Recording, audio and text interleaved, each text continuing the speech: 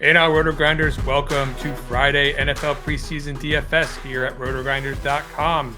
My name is Chris Gimino. I am joined by Kyle Murray, and we are going over this three-game slate on DraftKings and FanDuel. Kyle, the slate is finally upon us where we actually have some exciting players to talk about. Are you ready to actually like the players we're going to speak about today?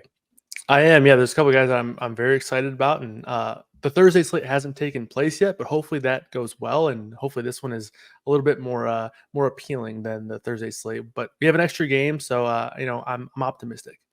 Yeah, that's a great place to start. We're recording this one a little early, so hop on over to rotogrinders.com and check out the core plays article for our most up-to-date opinions and information, and check in to the depth chart tool. As you see on our screen, we'll have some updated details as well for player availability, injury statuses, and the likes, including coach suggested playing time, which is very big in preseason DFS. To start off this slate at the quarterback position, the Falcons took a very controversial step in the first round of this year's draft, and they drafted Michael Penix. Of course, they already have their quarterback one set for the season, albeit he is coming off of a serious Achilles injury. So Michael Penix is due for a lot of playing time this preseason. The question that I have for you to open up our show, Kyle, is are we going to see it in week number 1? I think so, yeah. I think obviously with this being what is expected to be maybe not even 1 year, but a redshirt year, and maybe even a redshirt 2 or 3 years. Kirk Cousins is under contract for 4 more years until he's 40 years old. So who knows when we're going to see Penix as the starter for the Falcons? But I think that these times, much like the Jordan Love era in Green Bay when he was still under Aaron Rodgers, when he would get a lot of playing time in the preseason, I think the Falcons are trying to emulate that pretty much step by step, and I think that starts with a lot of preseason playing time here for Michael Penix. Yeah, and it's easy to like him. Now, as far as how much playing time, they have 3 quarterbacks on this chart. You've got Heineke, who's a veteran, and Rourke, who they just signed, and frankly is not someone that they should care a whole lot about seeing plenty of reps from. I mean, in my mind, we're talking about 2 to 3 quarters from Penix. Do you have a different take as far as how much we might see? No, I think a safe projection is 2 quarters. I think it makes sense to give him a half, and then maybe if they want to get extra work from him throughout the preseason, I'm sure he'll see a game, or maybe even 2 where he gets 3 quarters. But yeah, Heineke, they don't really need to evaluate him anymore. Nathan Rourke has been a guy that's had some solid preseason showings in the past. I think it was with Jacksonville. He's a guy with some ability to run a little bit, but I don't think he's a guy, like you said, that they are overly concerned with getting a ton of playing time or evaluating a ton. So yeah, I think 2 to 3 quarters is probably a pretty good projection for Penix, and I'm sure we'll get word at least for one of these games that it's going to be the Penix show, where he might even see a full game throughout the preseason. I don't think it's this one, but I wouldn't be surprised if that happens at some point in this preseason. Other quarterbacks to consider, I think that there's 2 players on the Ravens who we will not see Lamar Jackson, and Josh Johnson is ancient. I think he's played on every NFL team. I think we've seen him in preseason 15 times. At this point in time, I can't imagine that the Ravens want to see him a whole lot in this game, and that should leave plenty of time for Devin Leary and Emory Jones. Do you like either of these guys for our preseason rosters on Friday? Yeah, we did get confirmation that Josh Johnson's going to start in this one, but again, like you said, we're not expecting to see a ton of him, maybe a few drives at most. And then after that, you have Leary and Emory Jones, who have both been somewhat dual threat guys. Emory Jones a little bit more so in their college careers. Devin Leary from Kentucky, before that he was on North Carolina State, and then Emory Jones, Cincinnati last year. So I think both of these guys have some unique upside, and I think it's very common with Baltimore, with pretty much everyone that they bring in. They have some sort of rushing upside. They had Huntley the past few years. He was a guy who could run a little bit. So it's sort of like they're definitely trying to develop and have quarterbacks in their system that can work in the system, that can run a little bit. So I think that's going to, preclude some pretty interesting preseason upside here for both Jones and Devin Leary, especially if one of them is able to play 2 quarters. And I would expect that we probably see whoever is the last guy in to play potentially the entire second half, if not, a little over quarter and a half. So I think both of these guys, Leary and Emory Jones, have upside. Now on Miami, we have 2 quarterbacks that you can probably project to play a half. So does that change your tune as far as who you might like better on this slate? Are you more interested in the runners who give us that fantasy floor and some big upside? Or are you more interested in some guys who maybe aren't running quite as much, like Mike White, who are actually going to play a half and may do so with other players we like on the slate? Yeah, it sounds like, that this QB2 battle is getting pretty heated, like where it could potentially go either way. Obviously, Mike White was the guy they brought in last year, and felt like he was going to be the clear QB2 if anything happened to Tua last year and maybe even leading up into this season. But it sounds like Skylar Thompson's sort of been making a case to be that QB2. And obviously, I think Skylar Thompson's going to be a guy who's going to play an entire half, but he also has some rushing upside that we've seen in preseason before. Last year, there was one slate where he was the dead chalk and he absolutely failed for us. But nonetheless, you got to put that in the past. And I think Skylar Thompson could be a good combination of both rushing upside and playing time. So he's going to be probably one of my favorite quarterbacks on the slate. And I think I give him the slight edge over White. I think White's the better quarterback, but I think Thompson has a little bit better rushing upside. Last team we want to get into is the Pittsburgh Steelers. So the Steelers are going to start Justin Fields. We know him. Justin Fields is definitely a good fantasy player. That's what I will say about Justin Fields. And the question is, how much time will we see Justin Fields for? Because, if we don't see him for a while, that would necessarily make some space at the back end of the roster to see more of another player, John Reese Plumlee. So where do you think this sort of gets tilted? Because I do think that there's some interest here, but it really depends how much Field is out there.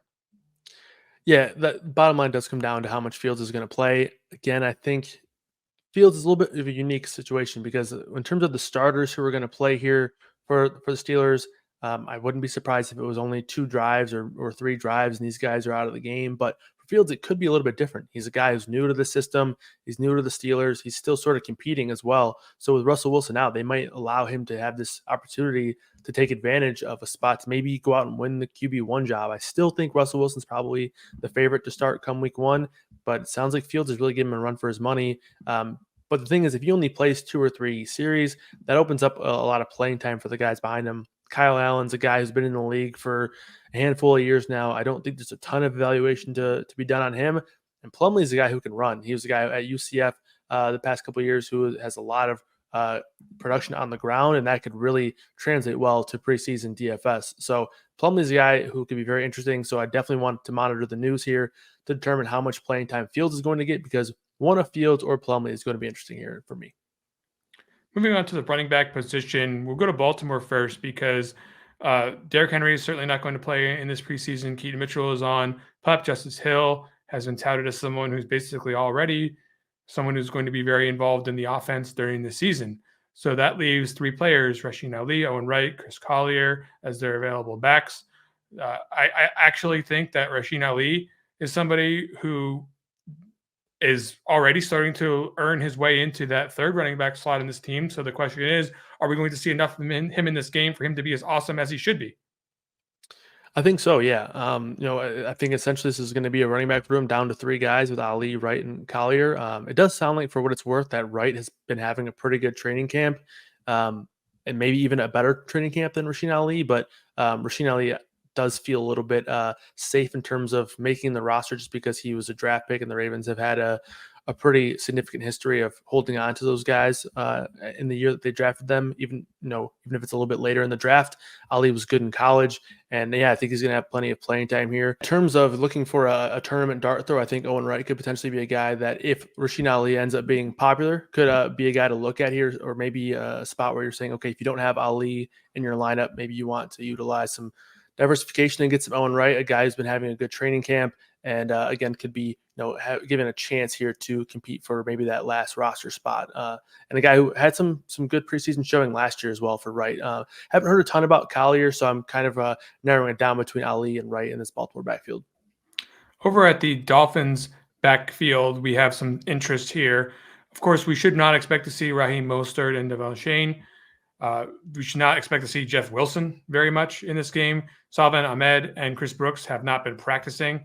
So at this point in time, how much Jalen Wright are we actually going to see in this game? We can certainly feel good about seeing enough to matter. And there's a good chance that he sees a lot more than anyone else on the slate. But, we don't want to think in absolutes with preseason. We want to think about it as a range. And I think the range where Jalen Wright's sitting right now is pretty comfortable. Yeah, absolutely. And I think a lot of times you can also look back at a scenario from last year, right, when we saw Devon Achane, who was a guy who we thought was going to have a role coming into the regular season. He had 10 carries in his first game, and he also had 4 catches for this Miami team in the first week of preseason. He did get banged up, so he didn't play a ton throughout the remainder of the preseason. But if they use Devon Achane that way as a young guy who they were excited about coming into the preseason, who they thought was going to have a role on their team in week 1 of the regular season. How much are they going to use Jalen Wright, a guy who they're pretty excited about, but probably don't have any interest in using this year in terms of if the team stays fully healthy? It could be a lot, especially if all these guys are banged up. Jeff Wilson, if they roll him out there, I would honestly just feel bad for Jeff Wilson. He's like 50 years old. They should probably just, leave him for a break in the preseason. Ahmed and Brooks both banged up. Ingold's a fullback who was a key part of this offense nonetheless. So I think it could really be a spot where Wright is seeing the most playing time and also the most work, and also potentially in two of the most efficient quarterbacks there with Wright, with Mike White there and Skylar Thompson leading the offense. So Jalen Wright, I like quite a bit here. Falcons are also pretty thin on the back end of their depth chart. So let's talk about that for just a second when it comes to the running back situation. No way are we going to see Bijan Robinson. Tyler Algier is someone who's going to have a key role in the season. Shouldn't expect a whole lot, if any, of him. So we are now looking at 3 players really on this depth chart that are available to play in this game. Washington, McClellan, Williams, that should see the majority of the work. Which one of these guys is standing out the most from your perspective? Yeah, it's going to be McClellan for me. I think he's kind of a mix of youth and also maybe a little bit of fantasy upside as well. I think they have plenty of reason to evaluate him and utilize him and give him a chance here in these preseason games, especially with a fairly thin running back room. Avery Williams is actually a recently converted defensive player over the past couple of years. He hasn't really played a ton. So I think it's just going to be a spot where McClellan and Washington get a lot of work and potentially sort of settle the RB3 competition here. It sounds like Washington's been working with the starters in the second team a little bit, but McClellan, obviously the young guy who has a chance to go in and make a name for himself as that RB3 on this Falcons offense. And he was a guy who was pretty productive in college as well. So McClellan gets the edge for me in this Atlanta backfield. The Texans have a lot of bodies on their roster, so we're not really able to get super excited about what's happening here in their backfield. I think Jawar Jordan got shorted because of that rain out in the Hall of Fame game. Maybe they'll try to make that up to him here with some extra touches in this game, but certainly a scary number of running backs available to play, which makes it more difficult to predict. And the Eagles are a team where you've got some guys that you like. The depth chart is not that deep, but there are 4 guys. So it's not like necessarily a lock. Say Will Shipley gets a lot of run, but he's someone who's been getting a lot of hype in camp if you're interested in a player that they've compared to Danny Woodhead. Okay, let's get into the wide receiver position on the slate. So back to the Miami Dolphins we go, because that's where I think probably one of the best plays is at the wide receiver position. They have a lot of injuries they're dealing with in camp. They just signed Mike Harley Jr. to try to account for that. You're certainly not going to see Tyreek Hill, Jalen Waddle, and Odell Beckham's on PUP. Braxton Berrios is dealing with an injury. Craycraft's in a non-contact jersey. Ezenkama and Schwartz did not practice on the 7th. So we're running out of names quick here. Who do you like? Yeah, Malik Washington's a guy who people have sort of been touting as the wide receiver 3 for the regular season as well here. But this could be a good chance for him to go out and put that on full display. Much like the case I just made for Jalen Wright for what Devon Achane did last year when this is a guy who they wanted to take a look at, and they certainly did there when he had 14 touches in that week 1 preseason game. That could easily be Malik Washington. Obviously not 14 touches, but a good spot for them to go ahead and evaluate him. And obviously the room is thin enough to where it makes a lot of sense, and I think the talent is most definitely there for Washington. Behind him, I also like Braylon Sanders, former Ole Miss guy. He's had some hype at times as an NFL prospect, but he hasn't been able to stay healthy. So this could be, similar to the Colin Johnson call on the Hall of Fame game. It could be a spot where it's a guy who's had some talent at times, just hasn't been able to stay healthy. And now this is a spot where he can really find himself in some big playing time. So Washington and then Sanders are my 2 favorite Dolphins receivers. Did you like where Miami listed Washington on the depth chart like 10th? I was cute and I actually matched it here at the depth chart tool, but probably by the end of the summer we'll be looking at this where everyone's drafting him, certainly in the underdog streets, closer to wide receiver 4 on the Dolphins. Okay, let's start talking about some other available options. Back to the Eagles. Talk about Johnny Wilson, who, again, there's not super thin chart here that makes us like all that excited that this guy is going to play like significant run. But as far as compared to all the other options on the slate, I do think there's as good a chance that we see enough for him to fill one of your 3 wide receiver spots as anyone else. What's your take here on Wilson? Are they going to play out this wide receiver 3 competition in the game?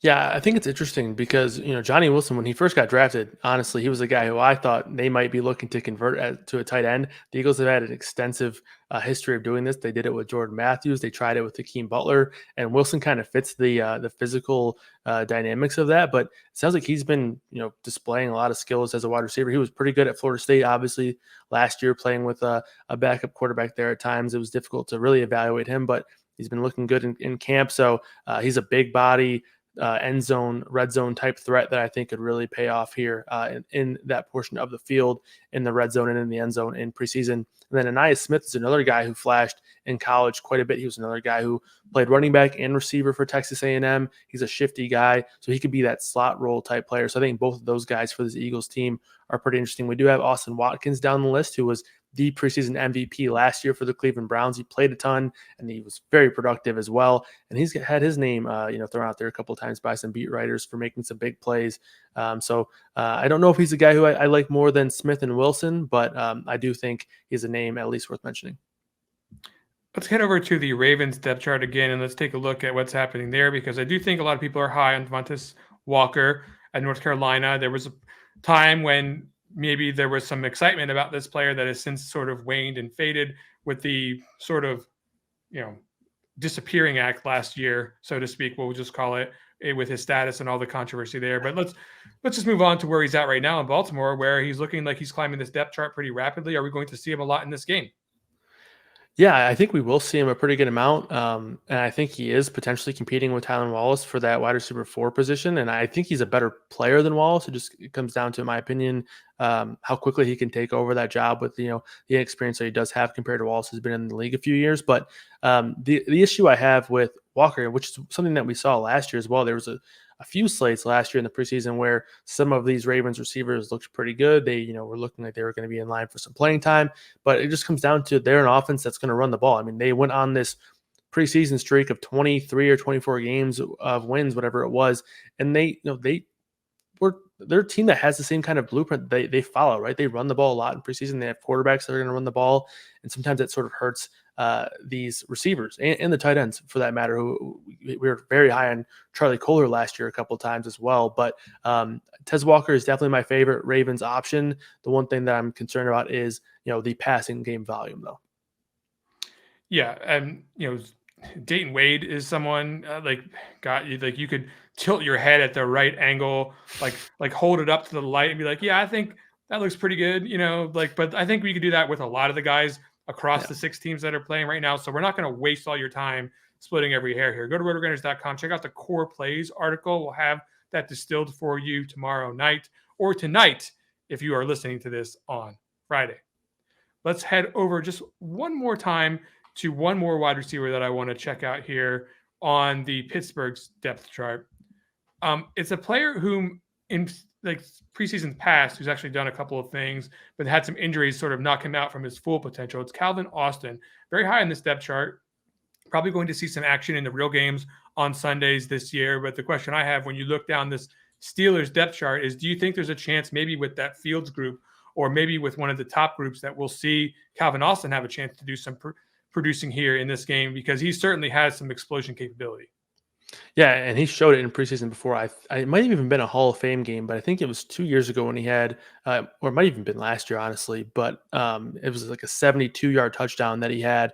But he's a fast guy, 4.3 40 type player. It was a 4th-round pick a couple of years ago, so he definitely has the explosive ability. And yeah, it looks like he had over 100 receiving yards last year in preseason. So he's definitely been a guy that's produced in preseason in the past. He's a guy that fits the mold with his, athletic resume there. So Austin, I do like. Dre Jenkins is another guy who's a little bit down there in terms of the depth chart there, but LSU product who's been kind of moving around a little bit. Saw some things about him working with sort of the second and third lineups here. But in terms of a guy who can get some playing time, Jenkins and Deuce Watts are 2 that I do have some interest in. Des Fitzpatrick is also a guy who's been moved around the NFL a couple times. He was a guy who had some appeal to him coming into the league, but never really panned out. But bottom line, I think Calvin Austin is the Steelers receiver to look at here. Yeah, and of course, when you talk about Steelers to look at receivers wise, this is a two tight end offense. I think Arthur Smith has made it clear in Yeah. pass stops and what we've seen from him in the camp so far that they are going to run maybe two wide receivers on the field a lot more than other teams. So certainly be a little bit cautious when going to select Steelers in a preseason setting for your Pittsburgh Steelers. Now let's get into the tight end position because we do have somebody to like here, and we finally have somebody to like on Houston. I think when you look at the injury situation here, it's kind of going to be the Cade Stover show again, right? Yeah, Stover played a ton in the Hall of Fame game there, and obviously they are expected to play some of their starters a little bit. But Schultz and Brevin Jordan are obviously going to be guys who they know exactly what they have. And I think when they are done playing their starters, these guys will exit after the first, two or three drives. And after that, it could really just be Cade Stover on the field for the rest of the game. Like Cade Stover could play 3.5 quarters here. He was on track to play a ton in the Hall of Fame game. Tegan Giorgiano, I think. Vittoriano. There you go. It's always a tough name that's always tricked me up. And I heard, Joe Buck nail it there during the Hall of Fame game. I was quite impressed. But he hurt his calf in the Hall of Fame game. It sounds like he's questionable technically, but I also saw some reports that said he was going to be out a couple of weeks. So I'm not expecting him to play. So yeah, I think it's going to be bottom line the Stover show. Dalton Keene was hurt. He has returned to practice this week, but nonetheless, I think Stover is definitely the guy to have interest here. And he could arguably be the best tight end on the slate. Yeah, I mean that's certainly something I'm going to be looking to get involved with, at least preliminarily, from how I'm going to start building my lineups on Friday. Any other teams that you think might have some tight ends we can look at? In terms of tight ends, it gets pretty ugly. But Miami is a team that I have some interest in for their tight ends. When you're looking at teams not expected to play their starters, Durham Smythe and Jonnu Smith, that sounds like a co-starter type situation where Smythe's going to be the blocker, Smith's going to be the more pass catching guy. So I don't think those guys play. And after that, it sort of leads three, maybe 3.5, 4 tight ends, I guess, with Hayden Rucci being a fullback / tight end. And Fortson and Julian Hill are the two that I have interest in. Hill had a couple of impressive catches in preseason last year. Fortson's a guy that we've seen in the NFL in years past, having a red zone role for this Chiefs offense for the past few years. So those guys kind of stand out here. But overall, the tight end position is fairly ugly for this Friday slate.